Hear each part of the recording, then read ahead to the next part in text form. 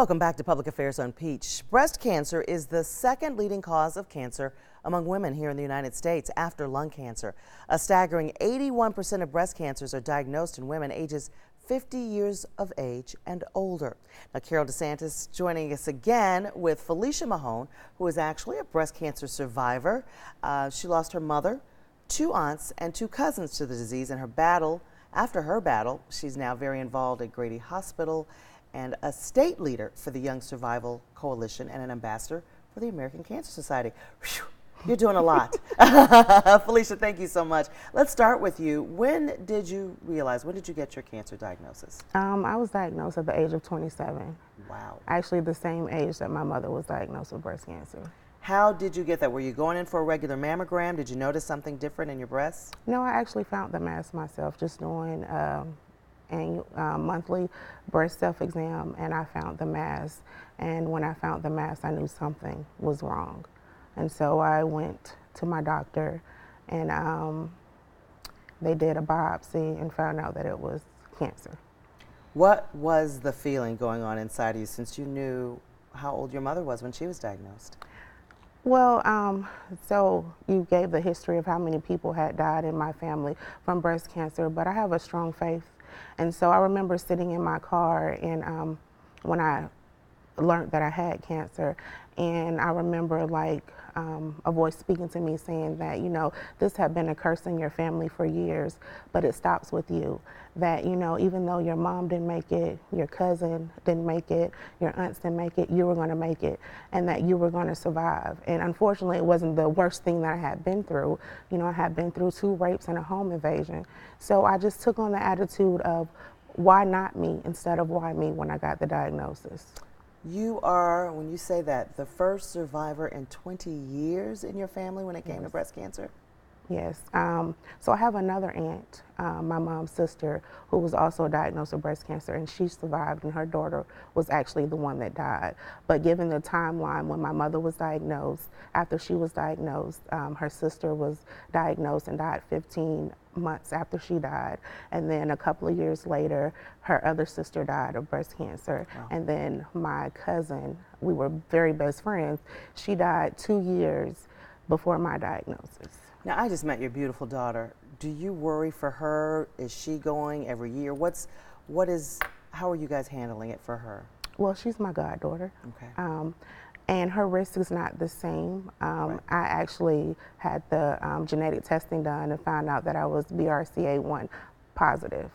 And so that's why the family history is so strong, because we carry the breast cancer gene in my family. Now, Carol, talk about Felicia's triple negative, correct? Yes. Which is very prevalent in the African American community. What is triple negative breast cancer? So by triple negative, that means that the breast cancer is negative for the hormone receptors, estrogen and progesterone, as well as for HER2. And so what that really means is this type of breast cancer tends to be more aggressive, and there's also no targeted therapies currently available to treat women with this type of breast cancer. So what did you do? What was your therapy? So when I was diagnosed, I didn't have the genetic testing done up front, but given my strong family history, the doctors pretty much assumed that I probably carried the genetics. So I went ahead and opted for a bilateral mastectomy with the tram reconstruction done, where they took the tissue from my stomach and created 2 new breasts. And then I had to have chemotherapy, which it was not used to really treat the cancer, because they were able to remove all of the cancer when I had surgery. But it was done as an extra step just in case, some cancer cells had seeped into my bloodstream. And once I did that, I did the genetic testing and found out that I was BRCA positive. And so then I had to get my ovaries removed, because then I was susceptible to get ovarian cancer. Now, Carol, we talked about this in the first segment. The death rates have declined, actually gone down, but they're still high when it comes to African American women of color. Right. What can we do? So this is one of the reasons these higher rates of the triple negative breast cancer, because these new therapies that have come out, tamoxifen, Herceptin, these are the targeted drugs for the other types of breast cancers.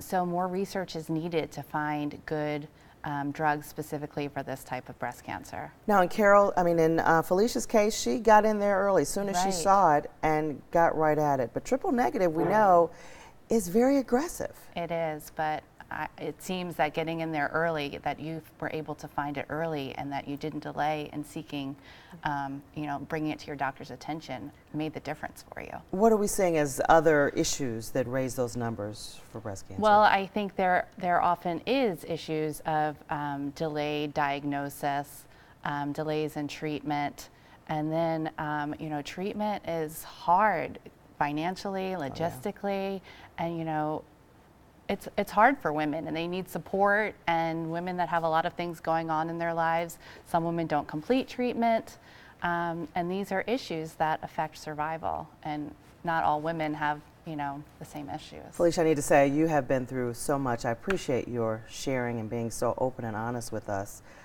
What would you say to other women out there who may be watching this morning and get a breast cancer diagnosis? I love your spirit for this. So, two things. The first thing is that, breast cancer was supposed to be the biggest defeat of my life, but it turned out to be my greatest victory. And when I say that, I mean, I chose to live and not to die. I chose myself. So the most important thing that I would say to women is to choose yourself. You have to choose you. You have to do what's right for you. You have to be proactive. And if you get a diagnosis and you don't trust that diagnosis, get a second opinion. And you have to be your own advocate. You have to advocate for yourself. Love Felicia, love her. Carol, thank you so much. You guys, awesome. When we come back, he thought he was just working out way too hard. But that intense workout may have saved his life. We're going to talk to a man who's also a breast cancer survivor and hear his story. Don't go anywhere, get another cup of coffee. We'll be right back.